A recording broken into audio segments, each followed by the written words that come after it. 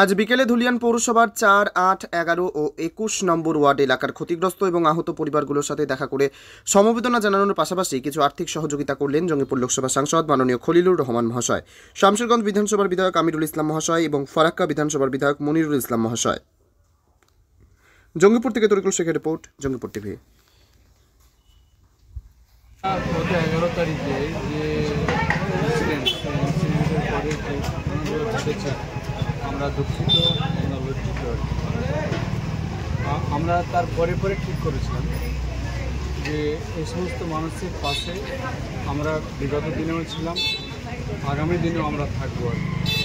সেই আমাদের যে মনের কথা আমরা নিজেদের মধ্যে আমরা সংসদ বিধায়ক নিয়ে আমরা আলোচনা করে আমরা আমাদের নিজেদের আরও যে সমস্ত বন্ধের মধ্যে যারা রয়েছেন ব্যবসায়ী অর্থাৎ বেসরকারি তাদেরকে নিয়ে আমরা আমাদের প্রস্তাবটা রাখি এবং সকলে আন্তরিকতার সঙ্গে এগিয়ে এসে যে সমস্ত এফেক্টেড পরিবার, যে পীড়িত পরিবার তাদের পাশে আমরা মানবিক নিয়ে আমরা গেছি। এই মানবিক আমাদের মুখ্যমন্ত্রী মাননীয় মুখ্যমন্ত্রী মানুষের পাশে বিগত দিন থেকে রয়েছেন, আজও আছেন, আগামী দিনেও থাকবেন।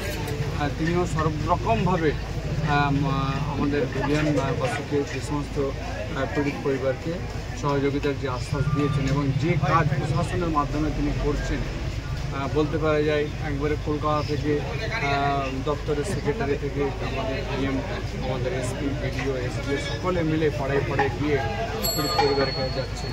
সেইটাই আমরা যেমন প্রশাসনের দিক থেকে যে কাজ হচ্ছে, আমরা ব্যক্তিগতভাবে আমরা আমাদের এলাকার বিধায়কদের, পার্শ্ববর্তী বিধায়ক আমাদের ফারাক্কা মনিরুল ইসলাম, আমাদের সাগরদিঘির বিধায়ক বাইরন বিশ্বাস আর আমাদের শামশেরগঞ্জ বিধায়ক আমিরুল ইসলাম, সকলে আমরা একযোগে রাস্তায় বেরিয়ে সকাল থেকে আমরা এইসব পরিবারের কাছে যাচ্ছি এবং যার যেমন ক্ষতির পরিমাণ দেখে আমরা একটা নির্ণয় করে আর কি মানুষের কাছে দুঃখ প্রকাশ করে আমরা সবটা না পারলেও আমরা আপনাদের পাশে আছি, আপনারা এটা খুশি মনে মেনে নিন এবং তিনারা খুব উৎসাহের সঙ্গে আমাদের পাশে থেকে তা গ্রহণ করেছেন।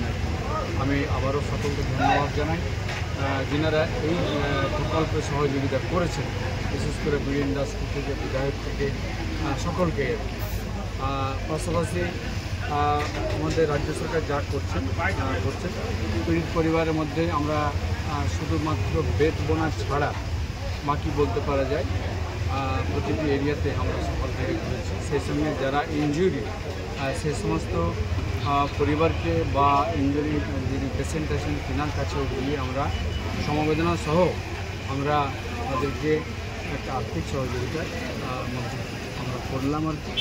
এবং যে কাজটা হচ্ছে মানুষের পাশে থাকার, আমরা ছিলাম এবং আছি এবং আগামী দিনেও মানুষের পাশে থাকবো। টোটাল কত পরিবারের হাতে তুলে দেওয়া হলো অর্থ সাহায্য? প্রায় বলতে পারা যায় আজকে সকাল থেকে আমরা 275 থেকে 80 এরকম হবে। জাফরাবাদও গিয়েছিলাম, জাফরাবাদ থেকে শুরু রানীপুর, জাফরাবাদ, পালপাড়া, দাসপাড়া, সাহাপাড়া, হ্যাঁ, সেই সঙ্গে বলতে পারা হিজলতলা আর বিভিন্ন আমাদের পৌরসভার মধ্যে 7 নম্বর ওয়ার্ডেও, হ্যাঁ, রানীপুর, জাফরাবাদ সব এরিয়াতে আমরা গেছি বললাম, এক্সেপ্ট বেদবনা। ঠিক, থ্যাংক ইউ।